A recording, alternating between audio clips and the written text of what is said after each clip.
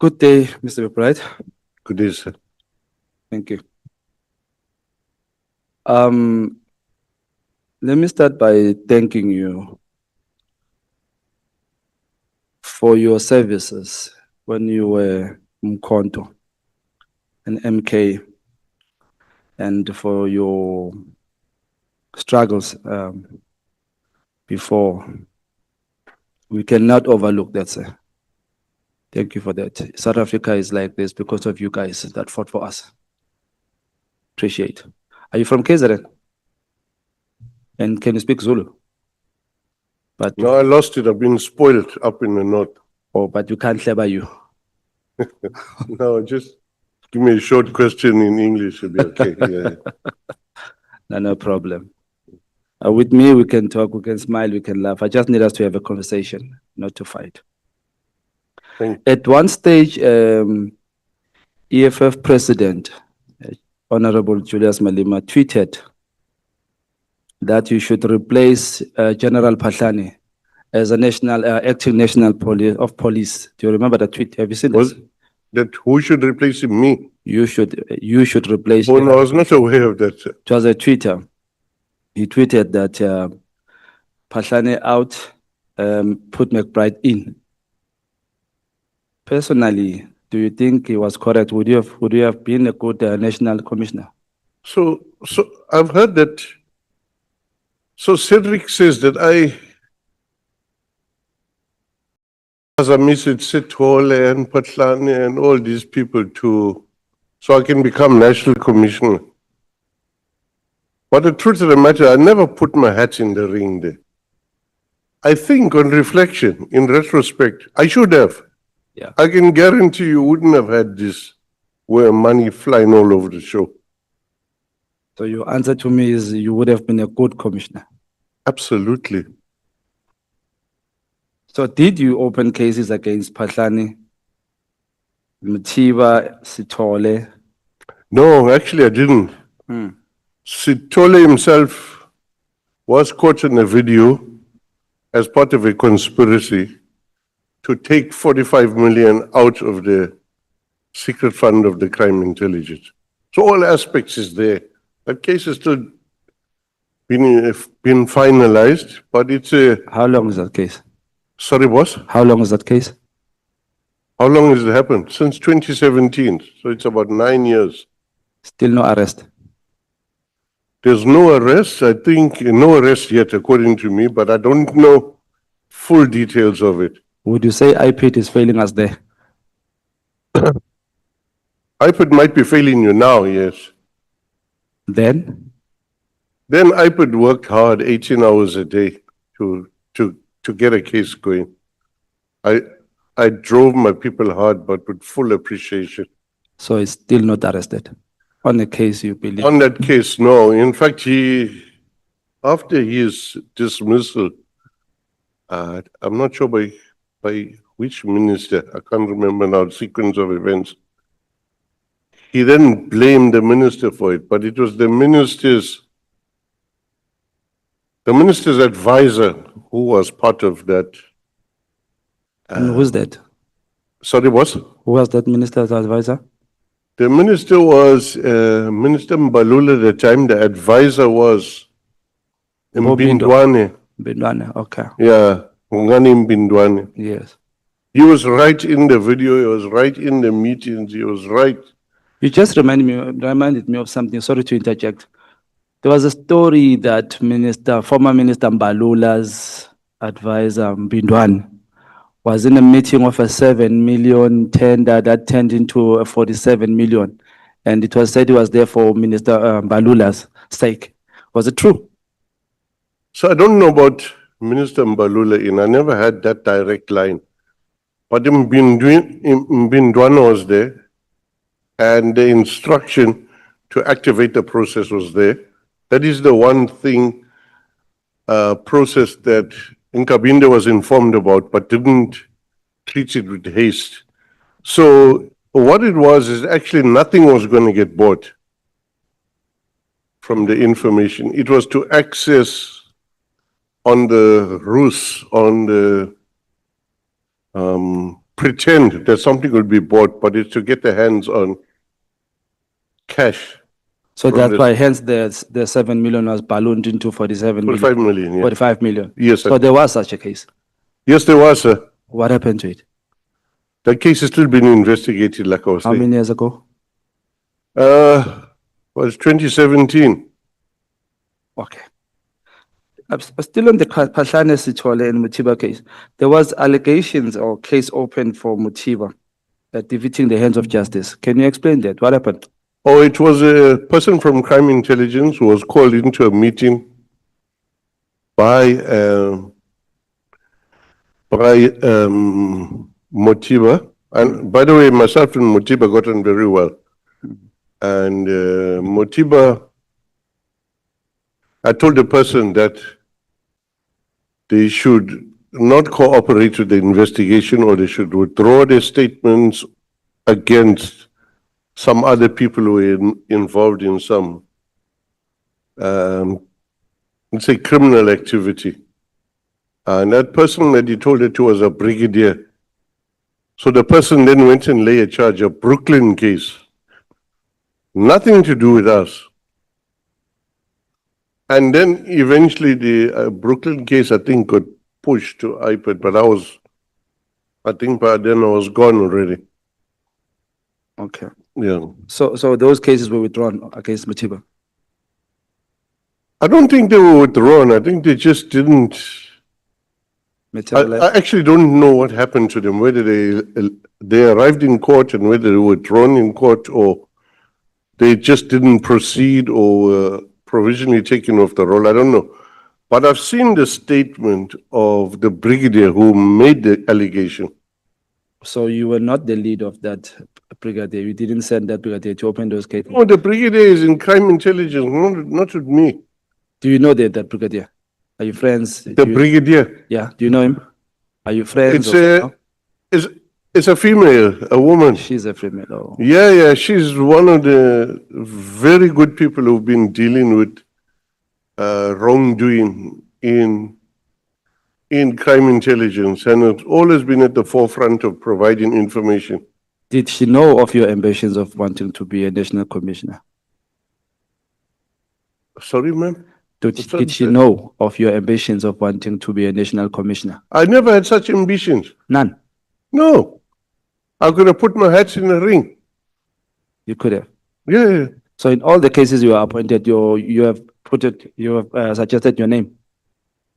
No, I don't understand you now, sir. No, I'm asking, in all your appointments as a senior leader, Yeah. did you hand in your name yourself, or? Yeah, I applied for a post, yeah.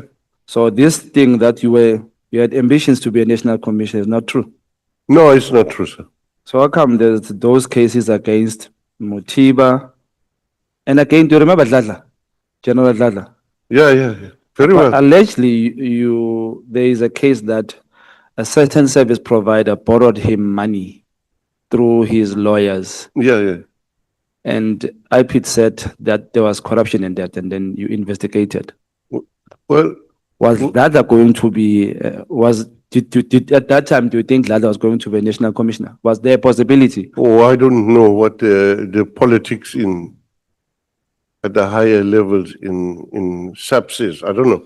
But I know Dladla at some stage, like I was saying earlier, Cedric Nkabin, they called me to a secret meeting. When I arrived at the meeting, was Dladla. So the meeting was to say, I've got a group of generals who they're about to help you with your investigation. When I arrived there, it was Dladla, Klimba, Ngobo. They were there, and we were just looking at each other. It was in a hotel room. And then Cedric was there, said, well, you know, sir, they're willing to work with you. So I said, well, my work is fighting against corruption. I'll cooperate with you if we fight against corruption. And that's where it ended. But I know there was a case. Oh, by the way, for the record, I don't believe that a service provider lending money to the end user, you know, of the service, the person who puts the order in, is correct. I think it's inappropriate and probably criminal. Was Dladla in any position of giving tenders at that time? Any position of? Giving tenders or No, I'm not sure about that at all, but he was the end user as how so? head of Presidential Protection Unit, whatever it's called. But did he have powers maybe to give tenders? I'm not sure what the circumstances are. The fact he got a loan doesn't matter.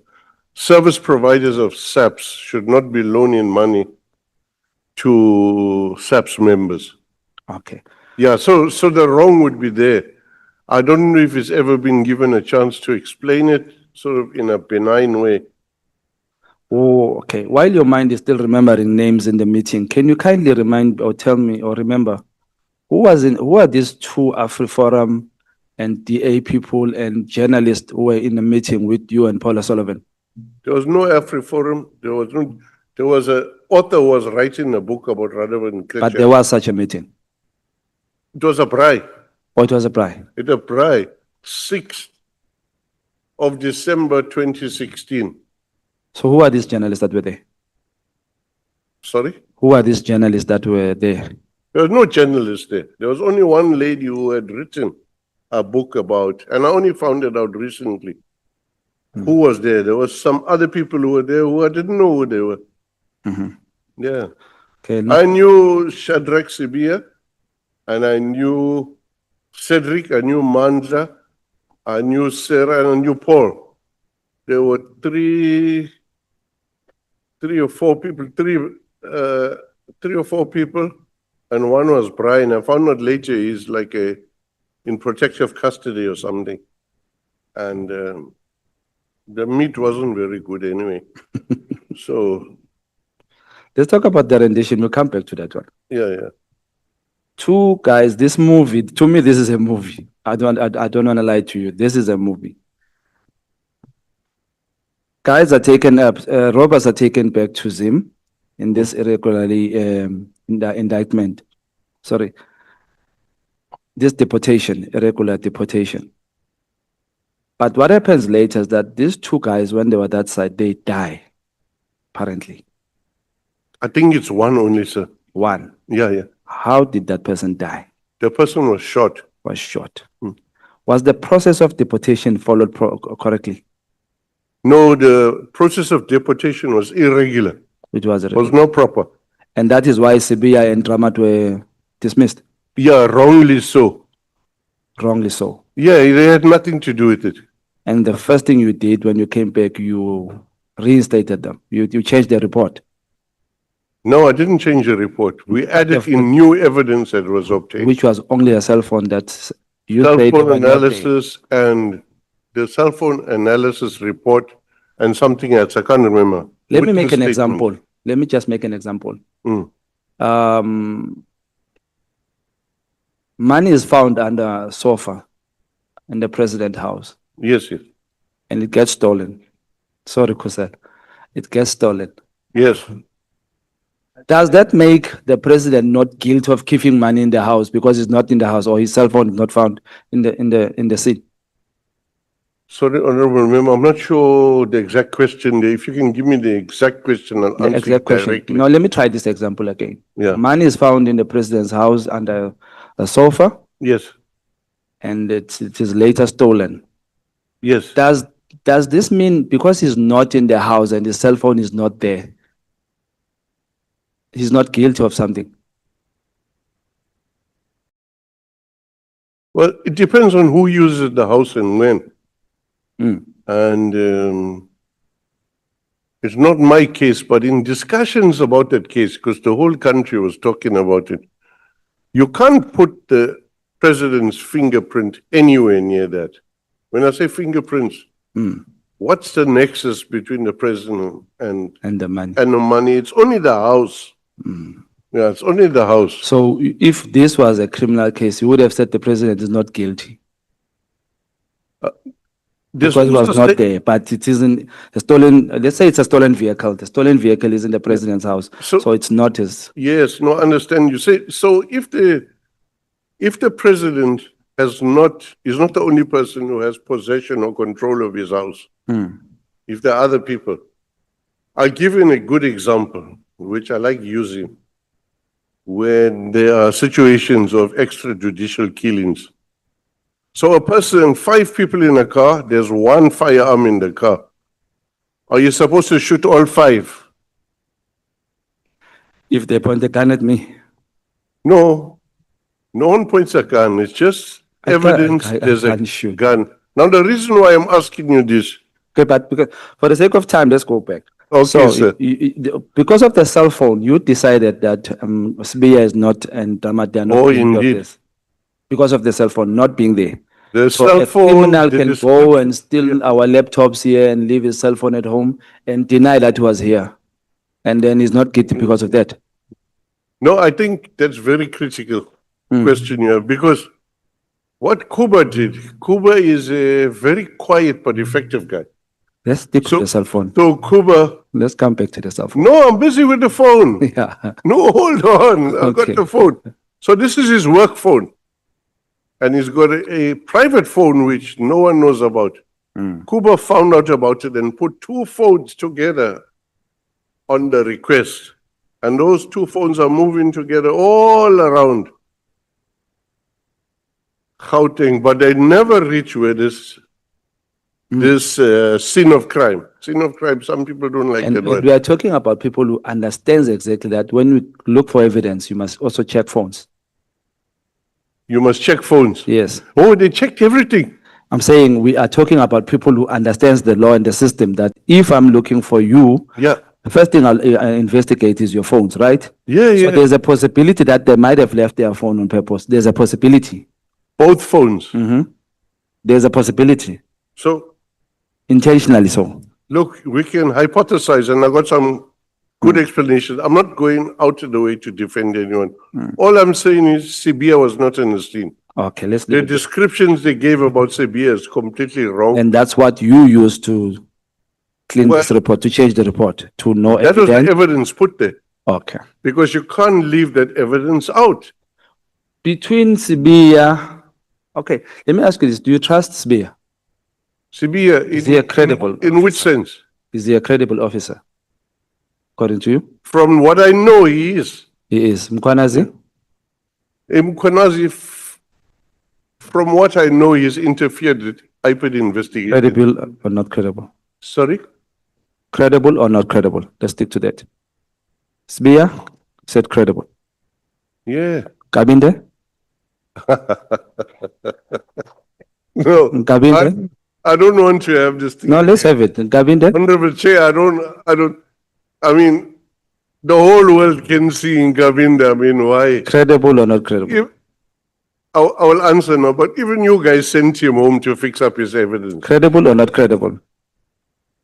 No, it's certainly not credible. Mkwanazi?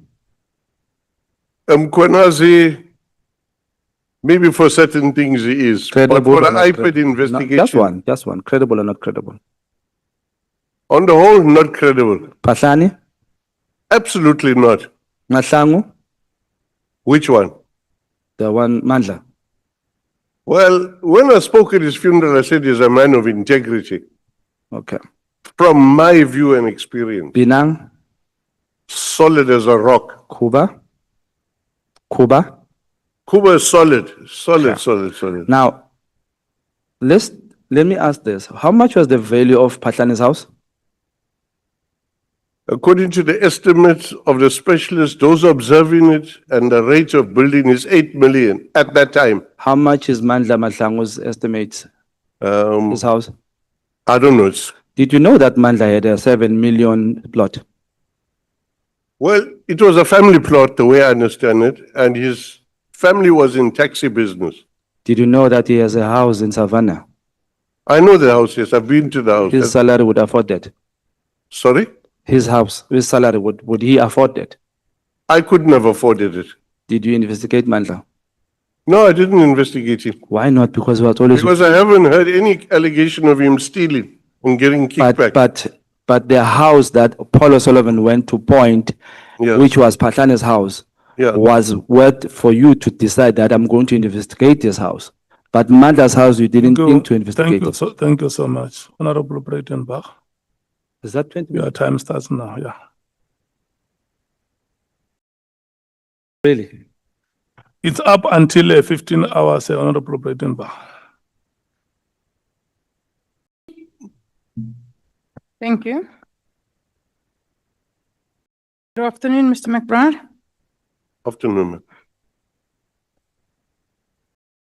So, on page 8 of your affidavit, you mentioned that in your view, General Makunazi played an undue and prosecutable role in trying to disrupt and scuttle IPID's investigation into Mr. Pahlani. Could you just briefly tell me why? So he's in HR, and yet he involves himself in the investigation. He puts pressure on Mandla not to get involved in the investigation. That's Mandla's job.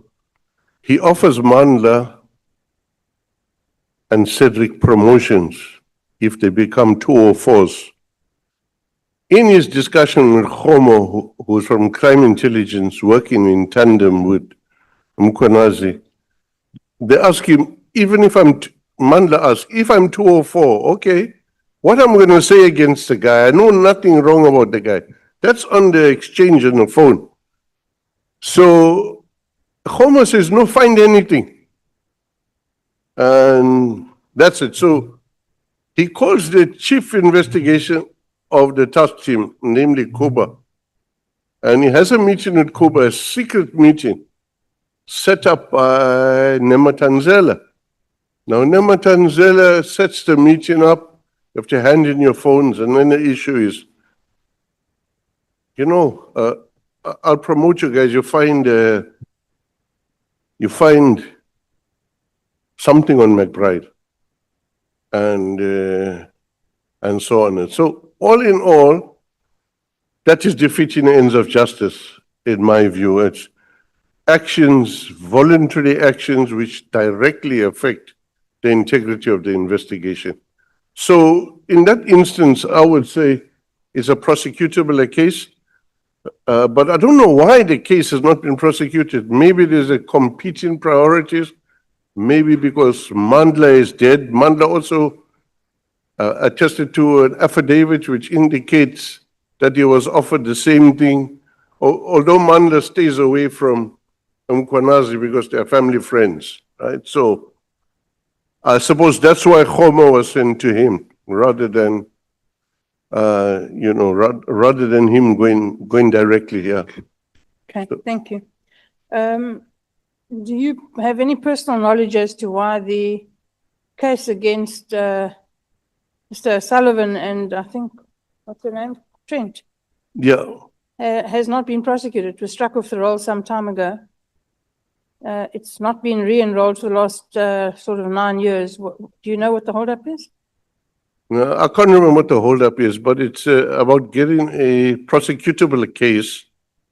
And I think they jumped the gun under Mashuka to put it under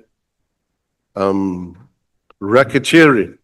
Now, racketeering, in whatever you do, you must have a gratification at the end. There's an absence of gratification, whatever the allegation was. So it was not sustainable, but Sean Abrams was insistent on it. Sean Abrams was completely under the control of the madness that pervaded the criminal justice system then. When you say Sean Abrams was under control of the madness, do you have a person in mind? Under whose control was he? Well, I heard a story about how he was appointed from a very junior prosecutor to a senior one. He was seen as malleable and has a great desire to please. And that's why he was chosen. He hadn't worked his way up. Well, that we certainly agree on. Yeah. So you were suspended as the head of IPID in 2015. The then Minister Nhleka appears to have been behind that. You were cleared and then had to rebuild virtually the IPID. Yes. Because of the damage that had been done by crime intelligence during your suspension. Could you just briefly expand on that, but please, briefly. Yeah. So yeah, it was hard to come back and put things together. So we had to move quickly because the key is to make impact on corruption. Other people can investigate forever and not make impact. IPID, broken, disrupted, denuded of resources and investigators, even then made impact because we just did our work. And we did our work like a bull terrier with a ball in its mouth. It's not going to let go. It's going to hold tight until it gets what it wants. And that's the right approach of tenacity of purpose. And that's what our country needs. We're not a show of force or something that is meant to threaten the constitutional establishment. That's crazy. I think we must call it for what it is. And it's something else that I agree with you on.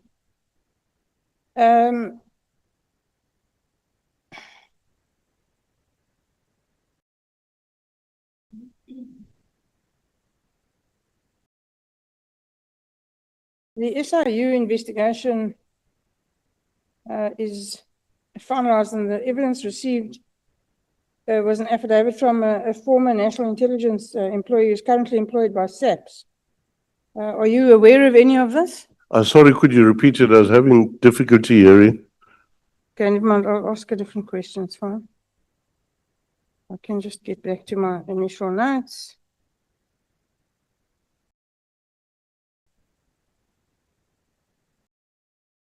What can you briefly, please, tell us about the RVU 3 bulletproof vest procurement investigation into General Makunazi, and where did that end?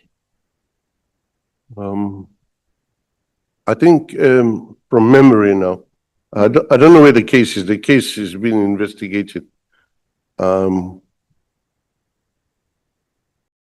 it's a case involving the procurement of bulletproofs at an exorbitant amount.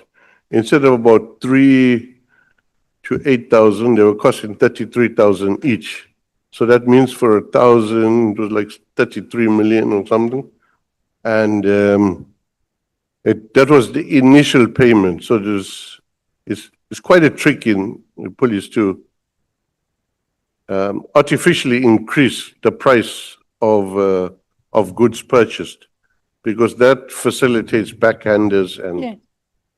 so that's what happened. Now, the person facilitating that is the same Ibanatan Kistia, which they're all around.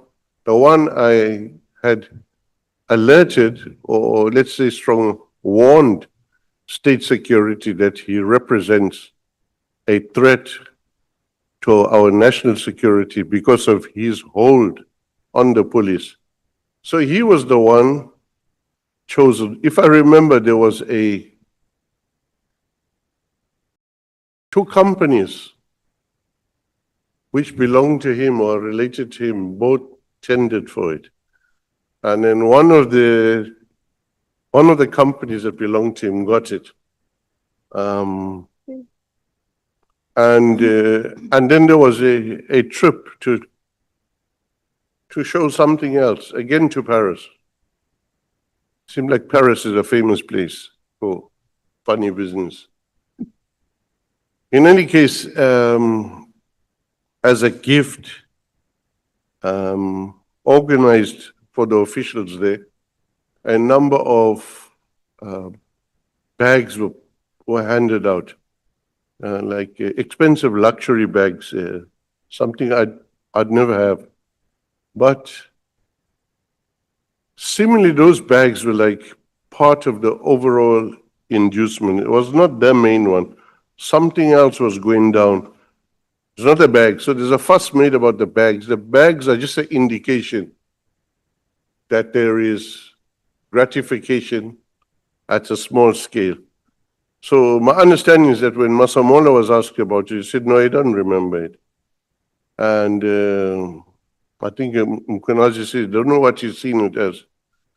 But one of the officials at, I think it could have been even crime intelligence, I can't remember.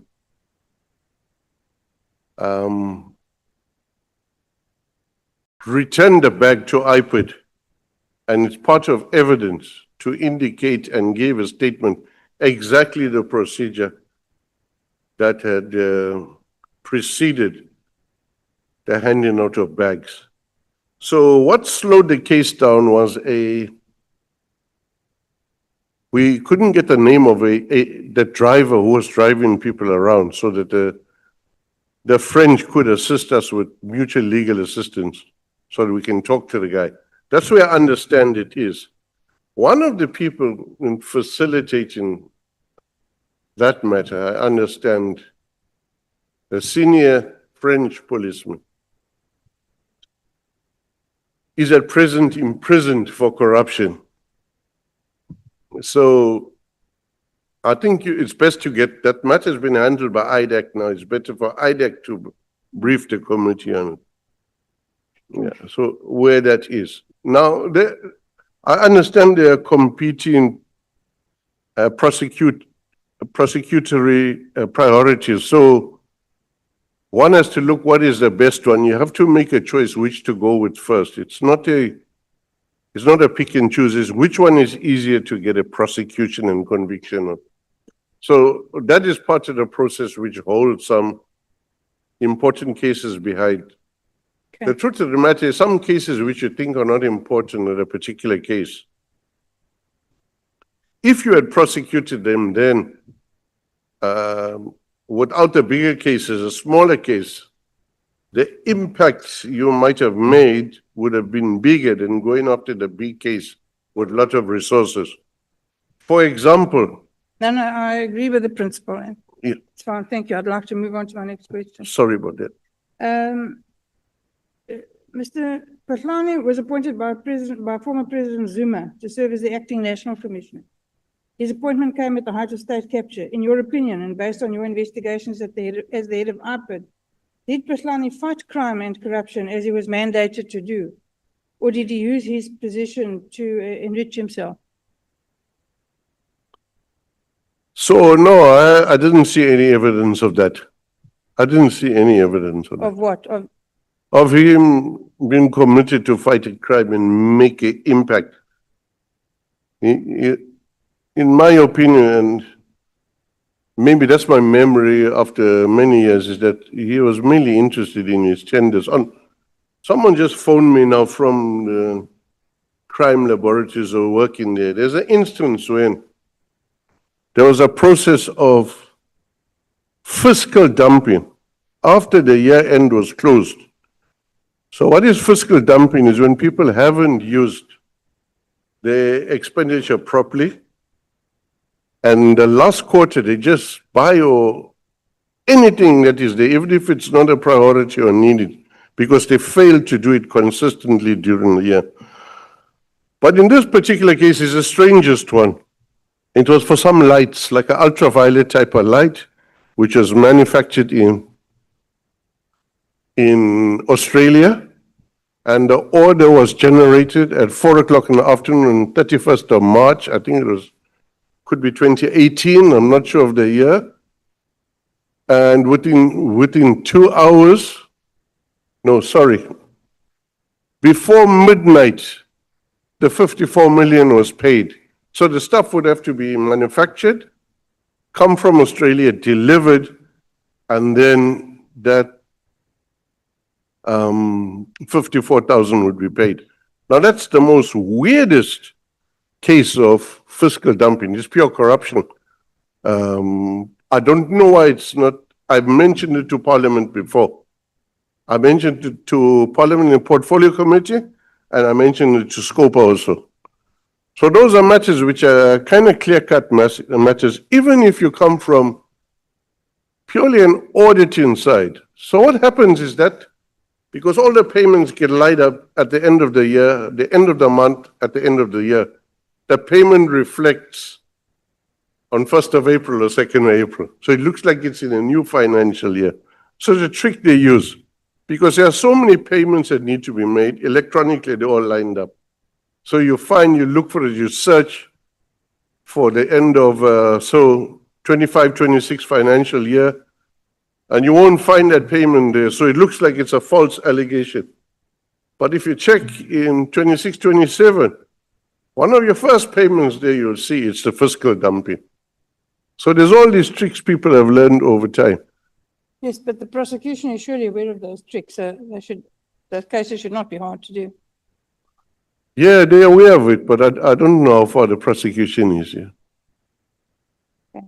Then the case opened by Paula Sullivan against Mr. Pasani. It involved exhibits going missing from the forensic lab stores. There was reference to cocaine. Rhino Horn, are you familiar with this matter? Yeah, I think it's either Moonsami or Pop Crew who made the complaint, yeah. Yes. And do you know what's happened to that matter? No, I'm not sure what happened to. I know there was a key person who had been placed there to facilitate whatever must be done. And as soon as the investigations were done, there was a female officer, brigadier, suddenly disappeared from that from the forensic crime lab. I can't remember the name of the lady. Yeah? The case, do you know what's happened to that? Hasn't gone anywhere? No, I don't have an idea, ma'am. Earlier today, you mentioned that part of all the problems that you experienced started off with the investigation of one Mr. Toshan Pandey. Can you expand on that, please? Yeah, so at a certain stage, the matter was handed over to us because it involved police officers involved. And the KZN DPCI was being targeted because they were investigating that matter. And that matter was linked to a lot of important people who had links to even more important people. In any event, it's about corruption and false accommodation during FIFA World Cup 2010, at which time former Minister Peggy Cele was the National Commissioner at that stage, which is the one involves Pandey, Ngobeni, I think someone called Mado, and one or two others. Yeah, I remember at that stage they had tried to bribe Johan Boysen, who was the head of Hawks, with 2 million. But unbeknown to the bribers, he set them up, and there was a letter inside the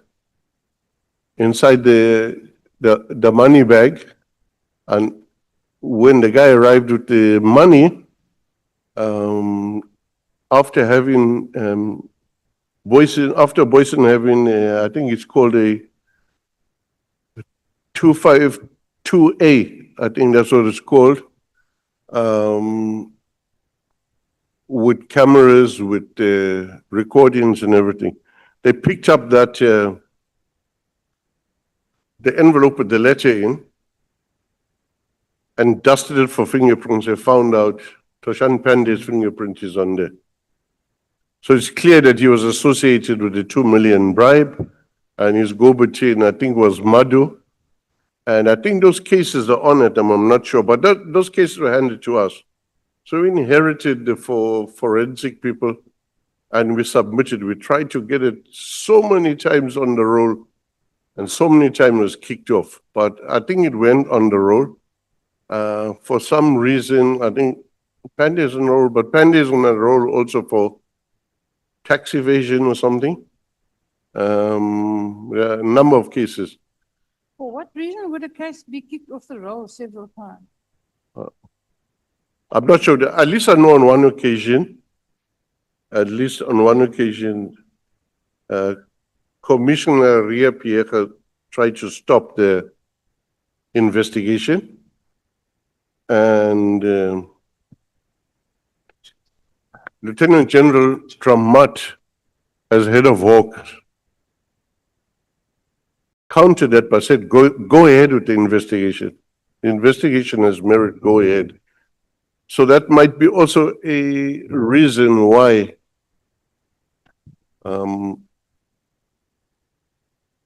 it was targeted. The DPCI and Dramat were targeted because Dramat gave the order as a national head to continue with the investigation. So those are the links. The links inevitably there. On that matter, even though we took it over, and I'm sure it's with IDEC or something now, or back to DPCI, I'm not sure. It started with that issue when former Minister Becky Cele was National Commissioner. And That's fine, thank you. You'll agree with me, I'm sure, that crime intelligence is a vital aspect of fighting crime, and more particularly corruption, racketeering, those types of crimes. indeed, Now, crime intelligence today is really almost non-existent. It's in a huge mess. Some of them have been arrested, some more than once. The IGI has been suspended. The head of the National Prosecuting Authority is under constant attack. The head of IDEC also under attack. What are your thoughts on these issues? Briefly, please. well, firstly, my view is that there should be an independent vetting, a security vetting, and integrity testing agency, separate, not under crime intelligence, not under state security, but that deals with the two aspects, integrity testing and security vetting. Now, the difference between the two is security vetting every 5 years. And mostly it's there to test whether you are selling your country out. And integrity testing is really to check whether you're a thief or will do improper things. Now, the two are very different. The one you can do anytime, or at least once a year, or as a pre-employment screening. My own view is that they should be together. You can't do one or the other because you will find a person with purported integrity on the scores is also selling his country out. And you'll find out an honest person who doesn't have a preponderance to steal might be selling his country out. But you'll find someone who's not selling his country out who's a thief. So you've got to weigh this up. And also the person that walks into a job at a particular time, it says as clear as water. Within 5 years, that's not the same guy. That guy's been contaminated by the environment. So you have to do it regularly to keep the integrity up and security vetting up, because that's happening all the time. It's happening all the time. So you need to do it and do it. But if you are under a particular ministry, the ministry will interfere with you. In some, we've seen two, I don't know what the reason was, two inspector generals having their clearance withdrawn. Clearance is a game they play with. I remember Becky Cele jumping up and down in Parliament about he doesn't have a security clearance, whereas he interfered with the process of me renewing my security clearance. And yet he employed my successor without a security clearance. So that's the game. It's an abuse of the security clearance issue. But if you have a dedicated agency that's independent, you can get the stuff done. Okay, so talking about your security clearance and the fact that you were removed, while you were suspended at IPA, many cases were closed. I think it's reported that it was over 1,500 cases were closed while you were on suspension. For example, gang rapes by SAPS members, very big, important matters were closed. When you returned, how many of these cases were reinstated? I don't know off the top of my head, but I would imagine that Mr. Sissoko and his team would, in fact, I do remember they were dealing with identifying what was fiddled with and what can be put back on the investigation table. So I remember him doing that process, yeah. Do you have any recollection of the numbers? No, I don't. I don't have the numbers. I just know it was done, and I know it was significant enough to disrupt the normal flow of events. My final question, Ms. McBride, and I want a very brief answer, please. 3 things that we can do that will limit or stop political interference in the criminal justice structure.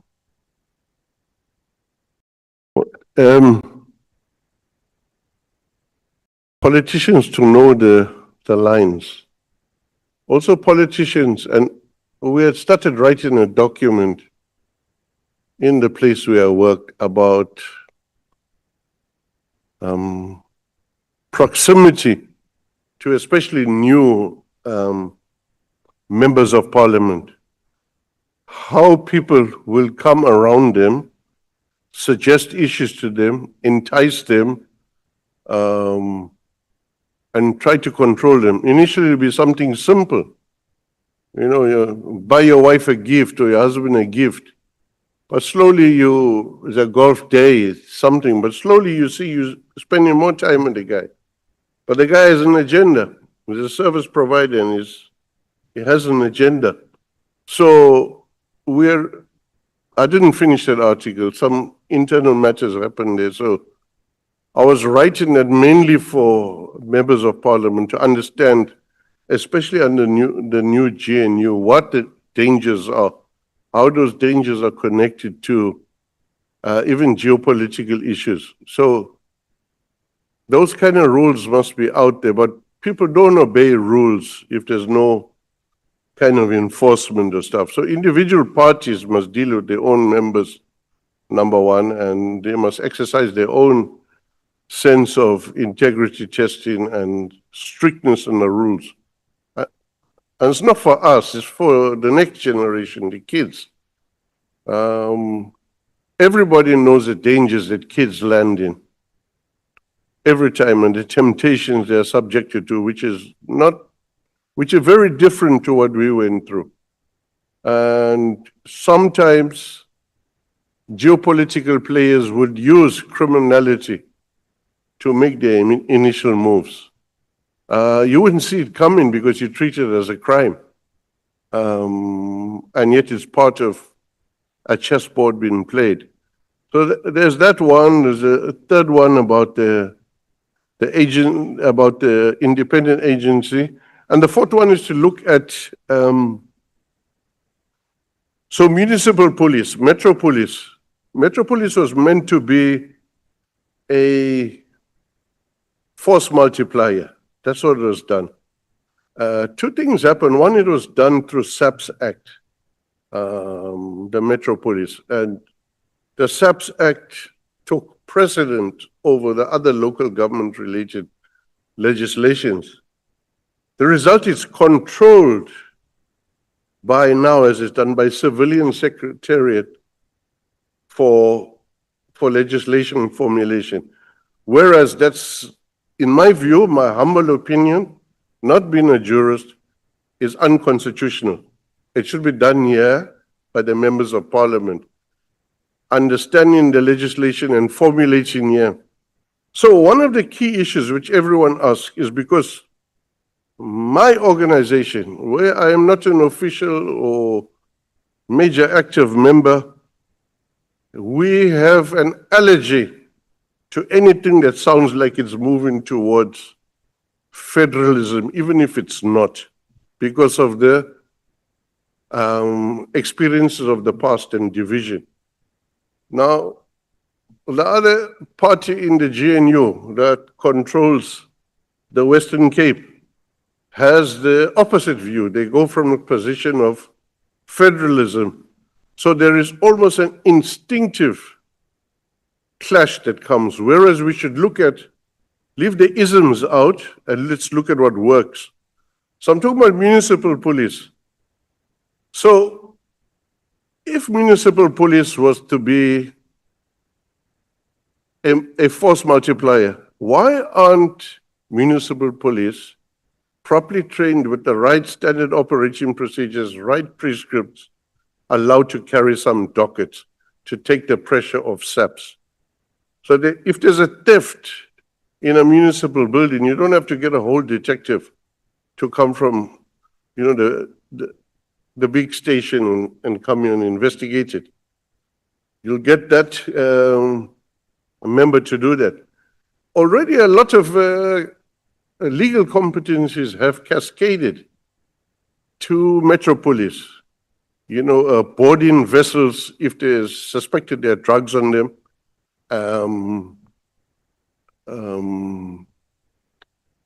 domestic violence and emergency safe centers, public order policing issues. So part of what I was doing in my missing years from the CV was doing possible models to get that done. And one of the models that we were doing was... We're a long way from the question, Mr. McBride. I asked for three things that would prevent political It's three interference. things I've given you. Okay. Thank you very much. Thank you, Mr. Chair. Sorry, I started enjoying myself. Okay, thank you so much. Honorable Klapam. Are you next?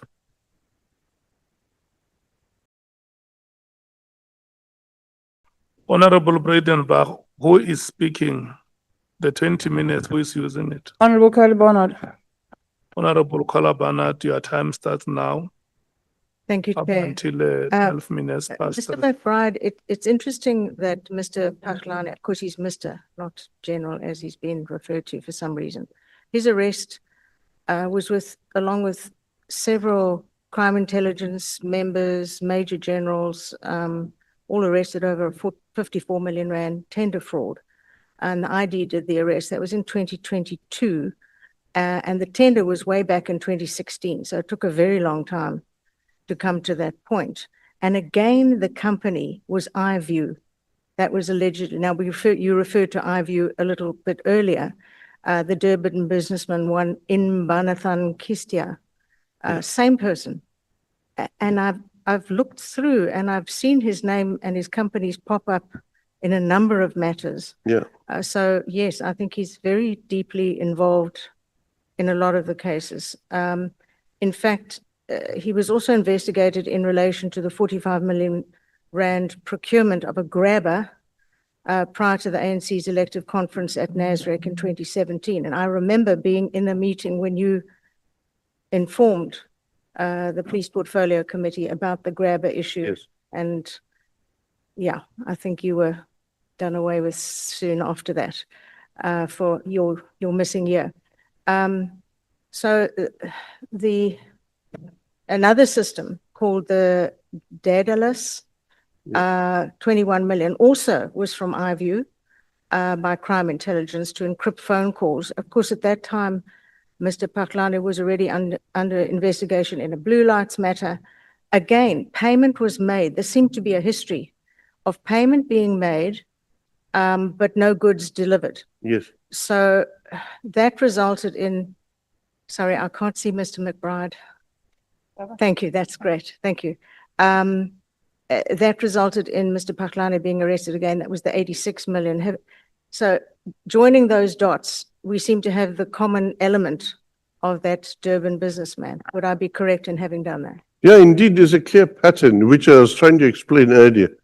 The pattern indicates commitment to corruption.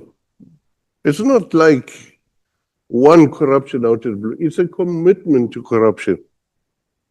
It's like people are put in place for corruption. So when someone tells you this matter is a HR matter, check deeper. People get put in positions to do certain things. People get put in positions as a reward for things they've done before. So inevitably, in such a system, a systemic problem exists where the system is used to do corruption. So that's where we are. So it's a commitment to corruption. It's about eating, controlling the funds. And also we have obsession with rank. I tell you what, I was told by a veteran policeman, lecturer of mine, a policeman will sell his mother for his rank. That's why important, because it gives him power. Not only power to order people around, power to have access to resources.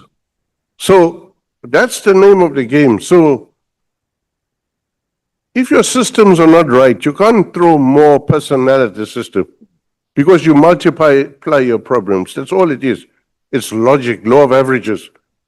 If you have your systems not working properly, not being audited properly, and you throw more human beings at it, you just multiply your problems because people catch on quickly.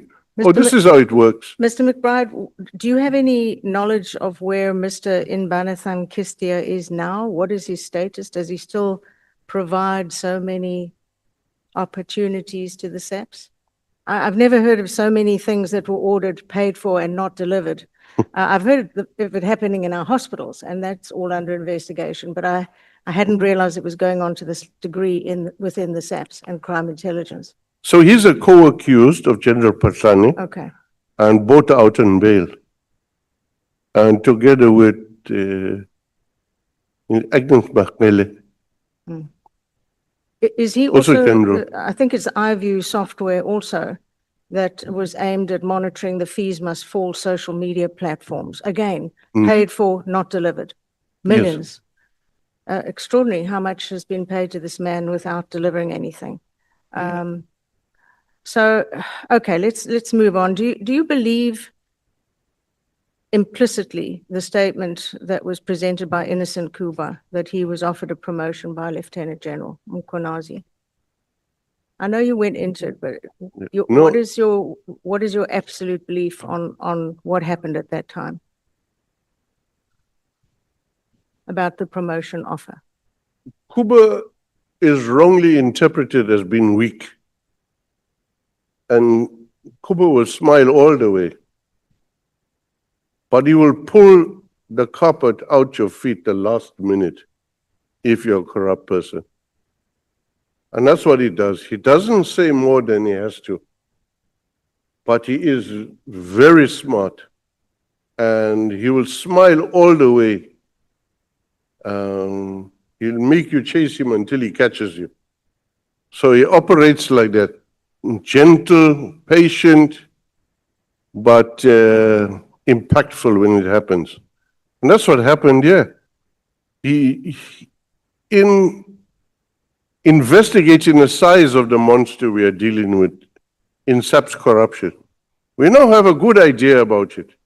Thanks to Cedric, thanks to Patlani, thanks to Mkwanazi. We have a good idea of the corruption.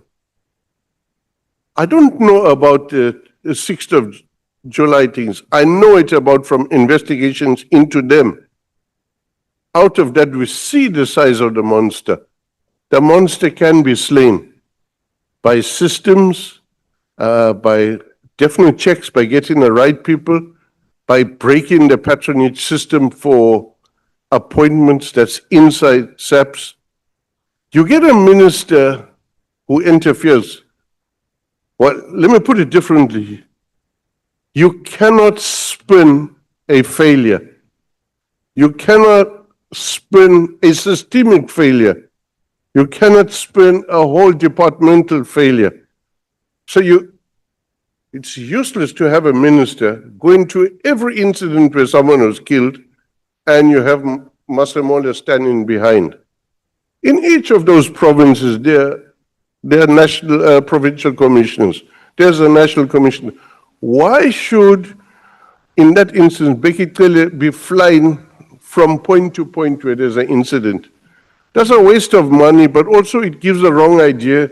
It's sort of like a false caring about people. Deal with the system that's wrong and fix it up. So you don't have to fly all over the place. It'll happen by itself. Mr. McBride, you've gone into some depth about crime intelligence and the possible infiltration of the IPID at that time. Yeah. Do you think there are still members within the IPID, looking to try and run things from their perspective, undermining the powers that be currently? Yeah, for example, in IPID, since June, no one has access to the emails. Emails got wiped out. All emails from IPID got wiped out since June. Don't exist. You can't access them. Now, with all of this going on, it was an attempt to block the files. People forget that if you email something, it goes somewhere, and that other person might have it, or the lawyer might have it. So you can't kill one section and put a bug in the server and think you killed the whole game. So you can verify it from them. I spoke directly to the current acting ED of IPID when I was trying to request information. And I was told they can't access the emails. And at the same time, hard copy documents were being moved out to IPID. Tell me about the allegations that involve service provider Keith Keating. That seems to be integrally tied in with Paklane and his house, etc. Where does that fit in?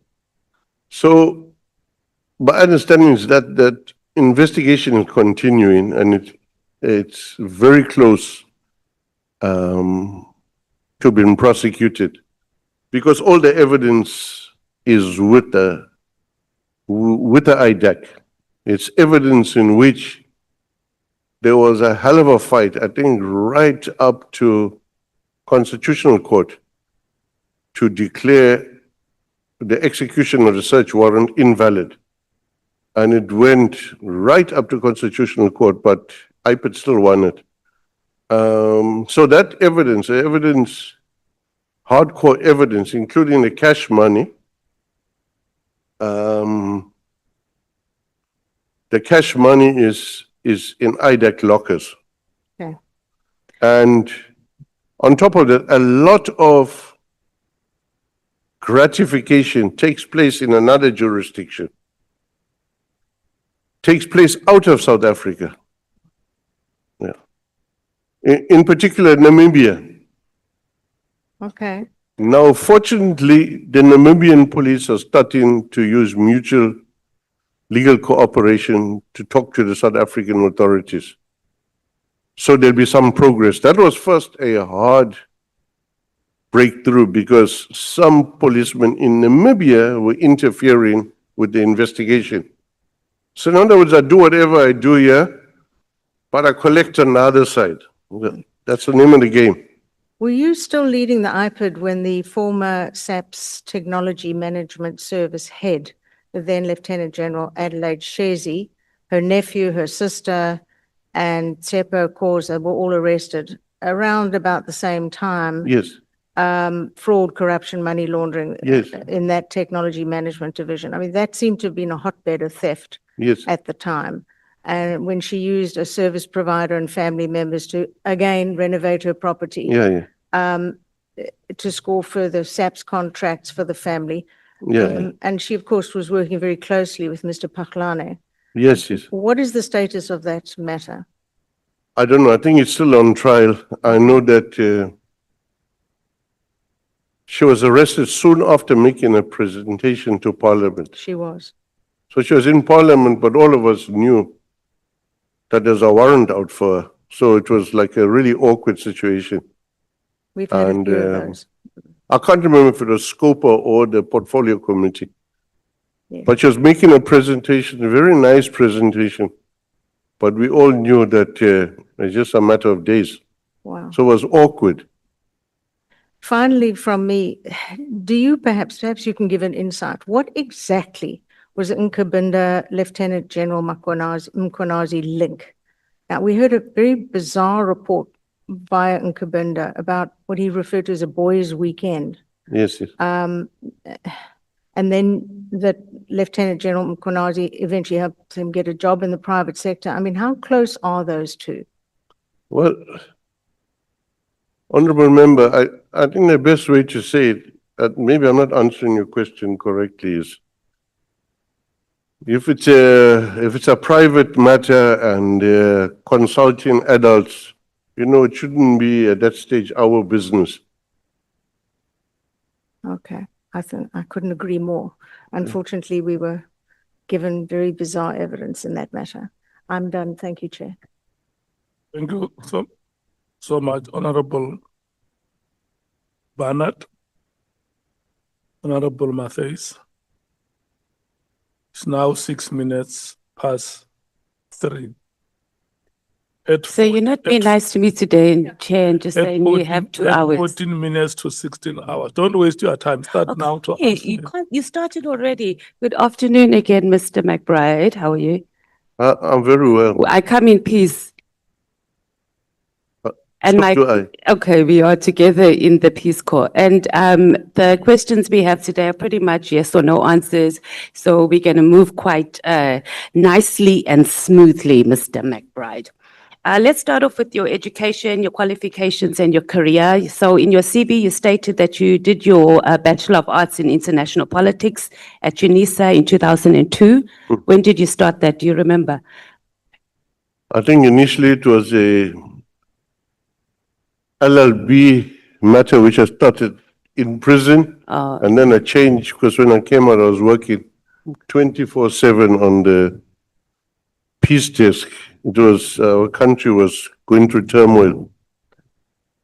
And then the BTech in policing, your Yep. BTech degree, I think you said at TUT. Do you remember when you started that qualification? Yeah, 2004 or so. Okay.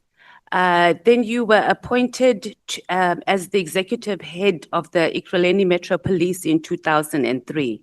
So you hadn't had the policing qualification at that time? No. Okay. And then in terms of policing experience, as in working within the police force, Yeah. when you were appointed? You mean in Ekurhuleni? Just before you were appointed, because remember you were supposed to give us your updated CV. I guess you didn't have time. So just in case it's there and we didn't get it. Okay, but it's fine. You can just, in case that was missed, whether you had worked in SAPS before or any of the Ekurhuleni departments before your appointment. I don't want to be facetious, but I'm glad I was not in SAPS before. So, okay, right. We said we're going to try and do yes or no, please, Mr. McBride, but okay, we'll let that one go. Did you apply for the position and was there an interview process done? Oh, yes, definitely, with Ekurhuleni, indeed, yes. Yeah. Who else was in the running? Do you know? Some important people here. Not as important as you, I'm sure. You've been singing your praises. I'll just jump on the bandwagon on this one. I'm sorry. Do you remember? You're making me laugh now. Do you remember? I think, I'm not sure now, but I think Alfredine, maybe Janika, was a contender, or perhaps not. There was a Cape Town lady who are holding high regard because she's academic also. She's very good. I can't remember her name now. Okay, no, that's fine. And then you indicated you were self-employed, right? Yeah. During 2008 and 2014. Mm-hmm.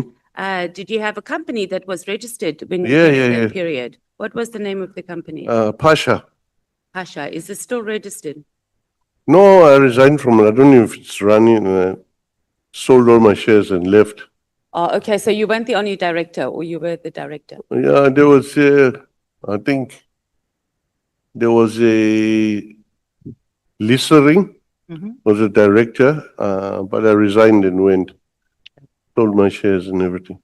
Okay. And then did it do any work for the state? No, And then I have to ask this because, his name comes up everywhere. And Mr. Paul O'Sullivan, was he involved in that business in it? no way You at all. didn't even know him back then? No, didn't. Then you moved on to the public administration in 2019. Yes. Who was the minister then? Minister was initially Ayanda Dlodlo. And Not in then, 2019. It was a new administration, wasn't it? not yet. It was Ayanda, and then Minister Mkunu came in there. Okay. So did you come in under Minister Mkunu or Minister Yanda? Minister Ayanda Dlodlo. Okay, was it a new position? Yes, it was the ethics unit I had to put up, Oh, okay. which is running now, which part of its job was also to get the fataf off our backs. And So we work closely with the law enforcement and prosecution, yeah. okay. Let's talk about your visit to Mr. or Minister Mkunu's home. You said Yeah. it was, yesterday you stated that it was Mr. Kabindi who initiated the visit to the home. Yes. It was his private residence. You didn't go to any official government office or anything? No, he was not in government then. No, I'm saying that you didn't arrange a meeting rather to go. No, it's didn't- Ikabinde that arranged it. And you didn't advise Mr. Kabindi, "Hey, it's better, can we go to one of our offices or something instead of his private residence?" No, as former premier, Minister Mkunu carries some weight and gravitas. It would be a sign of disrespect if I want to ask him in a confidential matter to come to our office or something. So it's my way of operating in KZN. I go to the people.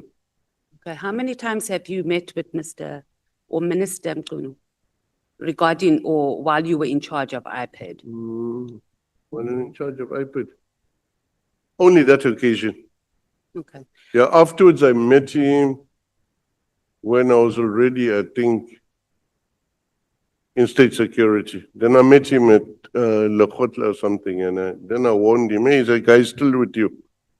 The guy is not a good guy. You see how you're going off the beaten track now and using my time, Mr. McBride. Okay, let's move on now. Mr. Kabindi, you said that he was shocked when you arrived at King Shaka Airport that you had your protector with you. Yeah. And you mentioned something about being vulnerable, or he thought you were going to show up being vulnerable. Why would he think that? Because you worked together. Why?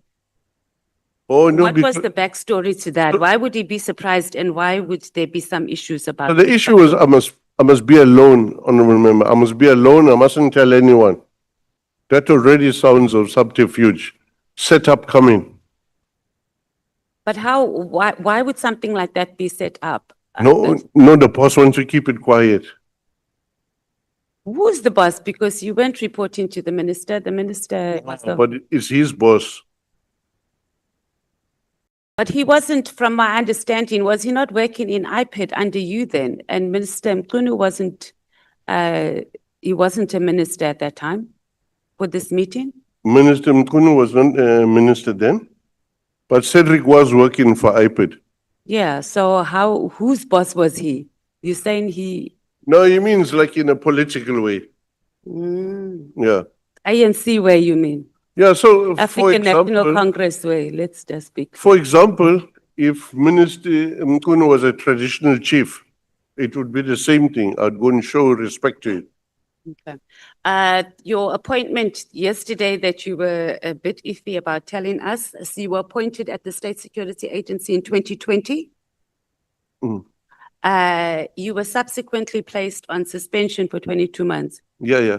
What were the reasons, or what reasons did they give you? Well, the main reason was that Minister Ayanda Dlodlo lied about me. She said I carried out a unauthorized operation, which is not true. The paperwork to that effect. But I had to shut up because our business is secret business. So I just shut up and took the pain. Did you sign the suspension letter? No, I didn't. And then you were I reinstated? didn't because the suspension letter is supposed to be notice of intention to suspend. But as I'd seen before, there was already a process in place to take, before I could return with an answer, to take my access card away, to remove VIP protection, to stop me from entering the premises, already at that time. And I've been through the suspension things a few times, I know the tricks. So I decided that I'm not going to participate in my own humiliation. And were you paid during those 22 months, obviously? Yeah. And you were later reinstated in June 2023. Yeah.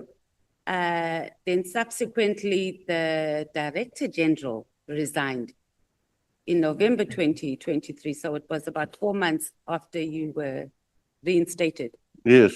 What was your relationship with the DG Majola? Majola, no, I liked her very much. She's an old veteran. I liked her very much, but seems there was something else someone had whispered to her somewhere, or there was another agenda which I was unaware of, yeah. But I liked her.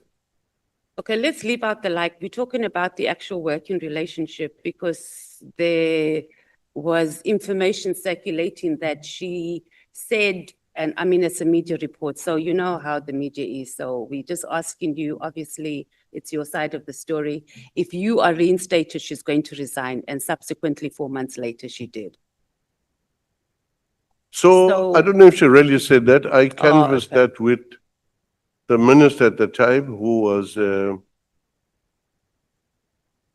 Monli Kungubele. Monli was non-committal on it, but the impression I got is that was said, but I'm not sure why. So the issue is, since I left, no new director has been appointed, either by domestic or foreign. All right. I think we can just, we wanted to ascertain your relationship with Ms. Majola. So your contract was due to expire in June, July 2023. It's been extended? There was an extension letter. Uh-huh. But the salary just stopped for a full year. So you currently have a position at the SSA, but you're not being paid? No, now I'm being paid. But So- I've been paid like the low-line person. Join us as the nation, Mr. McBride. We are sorry. So to sum up the section is that you have been suspended twice in key roles, rightly or wrongly so. No, 3 times. Where's the other time? 3 times I'm helping you now. Okay. It's Ekurhuleni. Oh, that one I missed. Yeah. Okay. Yeah, Ekurhuleni for drunk driving. Oh, okay. Yeah, but I was brought back to deal with xenophobia. Never drunk again, drunk and drive again. Your constitutional court matter that was between the Minister of Police regarding your suspension. Yeah. So from what I gather from the from that matter, you had asked the Concord to determine whether the minister had powers to suspend you or whether Parliament was supposed to do it, not necessarily to speak to the merits of the case of Paklani that led to you being suspended. Am I clear? So the issue was, can you suspend me unilaterally? Yeah. Yeah. So it wasn't about the actual case on what led to the suspension. Yeah. Luckily for him, it wasn't. Yeah. Okay. Let's talk about the Helen Suman Foundation joined your case as friend of the court. Helen Suman Foundation. Yes, it's on record, yeah. Okay. Did you have consultations or discussions with them prior to them joining the case? I had a discussion with them, and the issue was, we're not personally supporting you, we're supporting the principle. Okay. I So said, did they assist you with legal fees or legal assistance? No. Did they offer to do so? Okay. No. You also yesterday, besides singing your praises, Mr. McBride, you were singing the praises for Helen Summan's Foundation and Freedom Under Law, the Ford Foundation, for the role they play in our criminal justice system. Now, do you have knowledge on who funds these organizations, or the people actually who fund these organizations? No, I don't have a clue. What I know is the people I know from there are people of integrity. Okay. I'm talking about, we just want to know about where they get the money from. I So don't- there hasn't been. So there's never been, or from your knowledge, an investigation that has been conducted or an assessment done on these NGOs, possible use as vehicles for foreign political influence. Well, I'm sure there are NGOs that do that, and but it's unlikely it's that one. Based on what? If you're saying that these ones, it's unlikely, it's based on what? The integrity they show on matters and principle they show. So your engagement are with the people who give the money or the people who operate? Oh, no, the people I engage with. Okay, so you don't know who gives the people? No, who no operate clue at with, all, ma'am. okay. All right. Do you agree that these NGOs pose a national risk, not just in South Africa, but internationally, NGOs pose and can pose, some of them, a national security risk?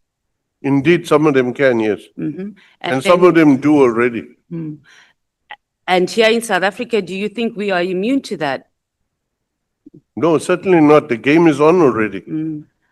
Paul O'Sullivan, where does he get his resources from to assist officials and entities in the criminal justice system? He does all sorts of businesses all over the world. And how have you verified that? Sorry? And how do you know that? It's what he says. I've looked into his background. Oh, you have, okay. He's not a member of any intelligence service. But that's not the question. I'm just saying, so how do you know he has all these sorts of businesses and how much money they make, besides him telling you? Because yesterday you say he says a lot Well, of no, things. it's also from what he says, but he spends a lot of time traveling. And he once told me he buys and sells property. Yeah. But it's based on what he's told you. You haven't done any sort of confirmation that what it is he's saying, where he gets the money from, it is from there. No, I haven't checked. So he may as well be getting money from anywhere. Yeah, anyway, it could be anywhere. Even some of the money you get in good faith could be coming from anywhere. Yeah, no, I am agreeing with that. So having no credible assessment or an investigation on these vast resources that this Paul O'Sullivan has, where he can go and police even feel like he's the proper whistleblower.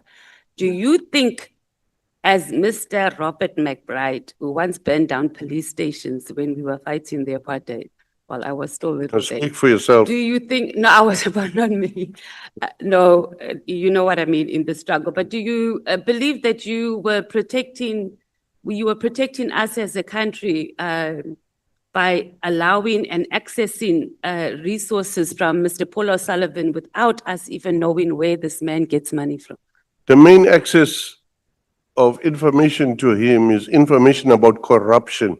But where he gets it from and how he gets it. So that's the question. Well, that might be worthwhile investigation, but corruption is good for the country. No, we're not disputing that, but you know, things can be also weaponized and we don't want it to be But weaponized. for fighting foreign- against corruption is a good thing. It's always good, but it must not be weaponized and one-sided also Because- for regime change, Mr. I agree, McBride. ma'am, I agree.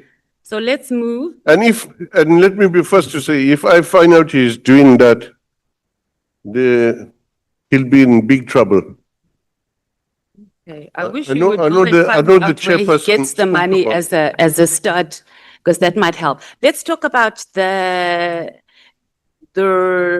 rendition investigation. So just quickly, and most of my colleagues have covered this. So the first report was issued, IPID report was issued on the 22nd of June, 2024, right? You were appointed to IPID on the 3rd of March, 2014. Yeah. right? Then there's the second report, and this starts off in your affidavit from paragraph 40. And then you appointed these investigators, you thought they were not the one needed supervision, and then they finalized the report on the 18th of March 2014. Does that Yeah. sound right? Yeah, so it said January, February, and March. Yeah. So you signed the second report, it was, no, yeah, so it was about 10 days of you taking office, you signed off on the second report. On the Because you were appointed on the 3rd of March. 9th of April, What happened on the 9th of April? when I signed off on the document. It was the 9th of April, not the 18th of March. No, 18th of March, I think the other signed off on it. So it was, okay. You signed the second report. Okay, so we saying that the days were a bit different, but it was between 10 and 15 days that the second report was signed. In the Wickman's report, the investigator said the first report was submitted as a final report and not as a draft, right? And then in your testimony, you've also said that you didn't know that there was a first report or even a draft report. No, I wasn't aware of that. But Mr. McBride, in this Wickham's report, it says that you said that you did not do any material change to the findings of the first report. So is there something we're missing? No, it's the report that was handed to me in March. That's the report, the reviewed one, the one that had the cell phone stuff added in. I did no material changes. To If which it- one? To the second report or the first report? No, it's the report I saw. So which report did you see? I saw a report, The one In that you March. signed when you arrived? the one that I put my signature to, that's the one I saw. So you only signed one report? Yes, You also described that Wickham's report as bogus. Yesterday, do you remember? which one is that? The Wickmans, I'm pronouncing that. Werkman. Workmans, yeah. But bogus. Yeah. I'm just confirming that that's what I heard you say I can't yesterday. remember if I said bogus, but I didn't attach any. I mean, there was a disclaimer in the thing that they don't regard themselves as legal experts or investigative experts. Oh, okay. They also said they don't take any liability for this report, so it's a non-report. Can't go to court with that. Okay, so did you formally challenge the report in court? Or you didn't? The report was part of the bundle that we submitted to court for the Part B for the minister. I can't remember if that was addressed or we had specific points dealing with that report, or we just said, there's the report, it has no value in law. So you didn't challenge the report directly, it was part of a bigger case? No, it didn't. There was no time. It got leaked on a weekend. Okay. And we were getting, at least me, by the Monday or Tuesday, notice of intention to suspend. And then are there any findings in the report in particular that you want to bring to our attention that you did not agree with, that was factually incorrect? On the report that I signed, No, the report of the Workmans. I know the thing was just, it was just handled with an agenda. So you can't nitpick that report here. You'll spend next 10 years doing that. IPED investigations, there's a supplementary answering affidavit in the case 8258/28 involving Lieutenant General Peklani, yourself, O'Sullivan, Trent, and the magistrate. And then you stated that disciplinary measures were taken against Mr. Kabendi after you learned that he had been approached by SAPS members regarding the investigation. Is that what you said in your supplementary affidavit? We made copies. Yeah. I can't remember which part you're referring to. In Kabin, the issue was he was removed from task team, sent back to KZN. Did you authorize or support the disciplinary action against him? No, I don't have to. It's the supervisor must do that. But I'm saying, did you? No, I was not involved in it. You I was were- there to testify. No, not at the hearing now. I'm talking about what you had written in your supplementary affidavit and whether you, when it happened, did you support the action that was taken against him? Against him? Yeah, the disciplinary Yeah, action. yeah, yeah. against He's, him. he did a scurrilous thing. Let's talk about the actual DC hearing. Yeah. This laptop is just jumping again. I just want to move somewhere here.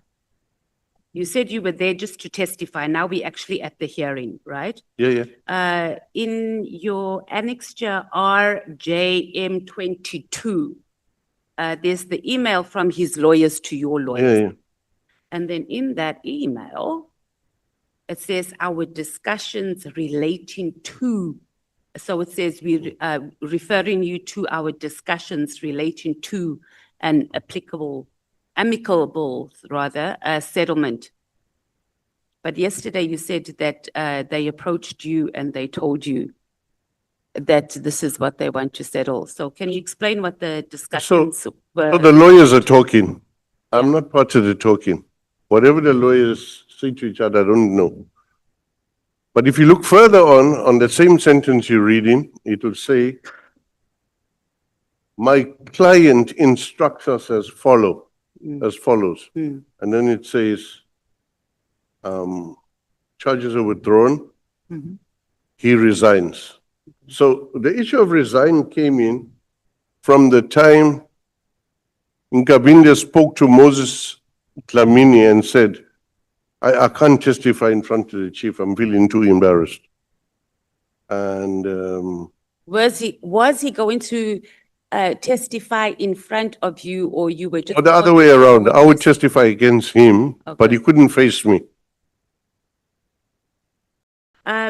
So you were not part, when his attorneys were engaging, you were not part of the discussion before the email that was sent to you?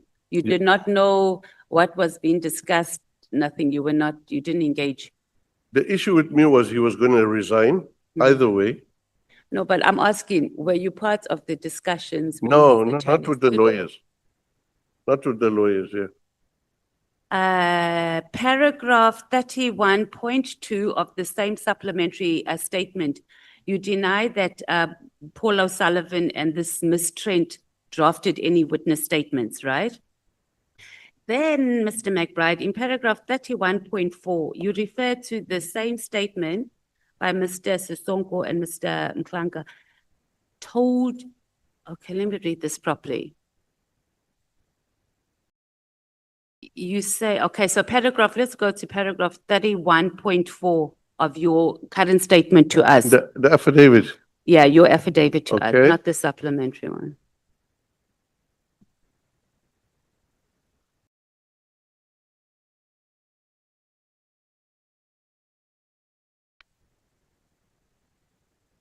There's just you have two different sites that you refer to. There's the Sable Hill Estate, what I'm trying to get at, and then in your supplementary affidavit, you talk about the Camel Drift Estate. So what I'm trying to determine is whether these are the two same sites in regards to Paklani's matter.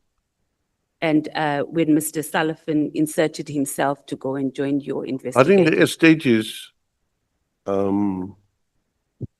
Sable Hills Mhm. and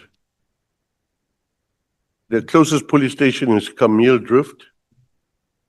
And there is another property close by, which is, forget the name of it, first name of it, but it's one where everybody would meet, including Ebenathan Kistia and Mabula team and Mkwanazi and this one. I can speak about that, but I know you got time constraints. I'm glad you know, Mr. McBride. So my question is that were there two estates involved here or was there one? Because you've got the one affidavit, your supplementary affidavit, in the case, and then you have the one to us. So I'm just trying to get clarity. If you can direct me to my supplementary affidavit. Yeah. Paragraph 31.2. I don't know if our technical team gave you a copy of it. Did you? Have you got a page for me? Is that in the bundle? Yeah, it's not in the bundle. It was printed today. 31.2.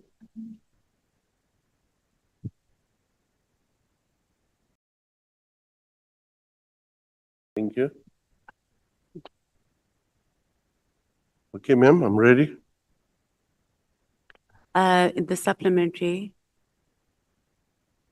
Yeah, it's, Okay, so the 31.2, we're going to skip that. It's talking about the draft witness statements. We want to go to 31.4 when we talk about the estates.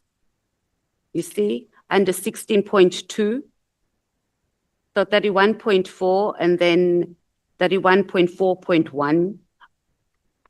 And then there's a 16.2. I'm informed then, or maybe you should read it. Do you see it it's the last paragraph on page 2. just hold on 1 second. I'm on page of that affidavit, I'm on page 12, the last paragraph. 12, yeah? Yes, sir. The last paragraph, 16.2. Yeah, bo.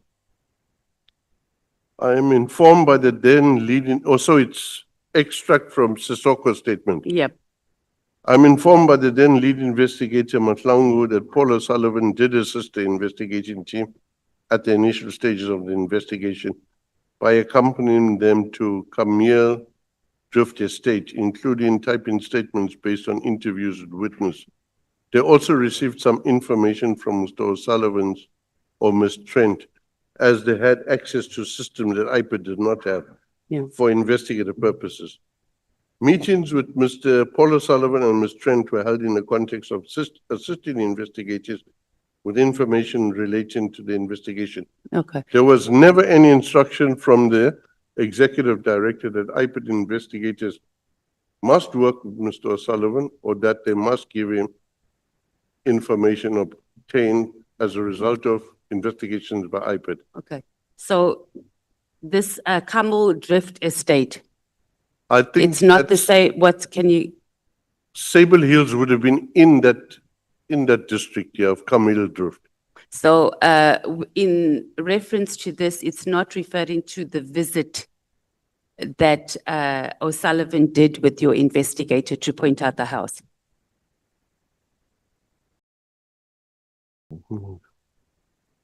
No, I think it's the same place here. So Camel Drift Estate and Sable Hills is the same thing. No, Sable Hills is in Camille Drift area here. Okay.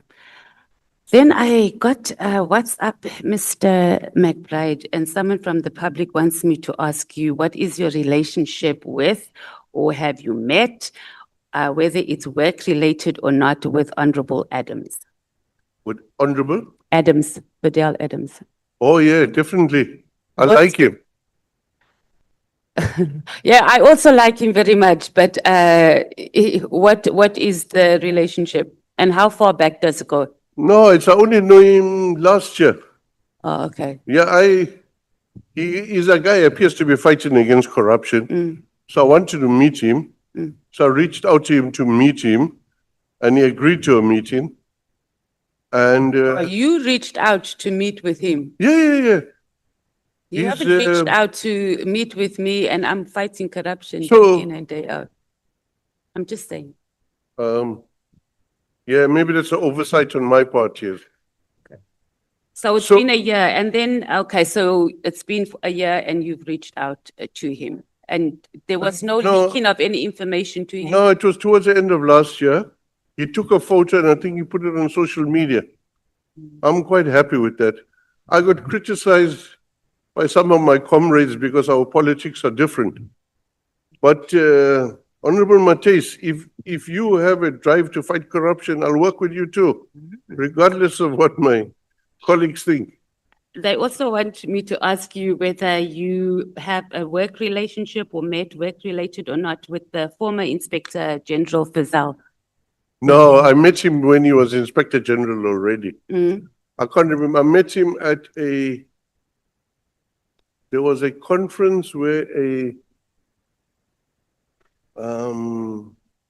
the case of South Africa in the ICJ was being discussed. And there was a lot of people from my service were there, and I was asked to come there to meet a person who's a witness, but whose life might be threatened, to see which way I can assist. And I saw him there. So you don't have, so that's pretty much it. There's no other meetings of saving the country or No, fighting no, crime no. intelligence. Mm. And Junaid Johnson from Crime Intelligence, our IDEC head's husband. No, I don't know the guy. Never met him. I don't even know Andre Johnson. You don't know or you've never met her because you can't not know her. No, I've seen her at a distance, but I don't know her. I know of her, who she is, Okay, no problem. what she looks like. I've seen her here on TV in this hot seat. Okay. And then, Chair, you are giving me extra time because I'm done.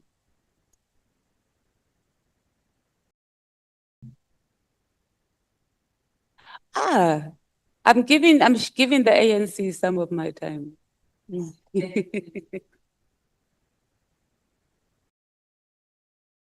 Thank you so much. Are you done, Honorable Matthias? Thank you so much. Honorable members, can we take a break and come back at 16 hours?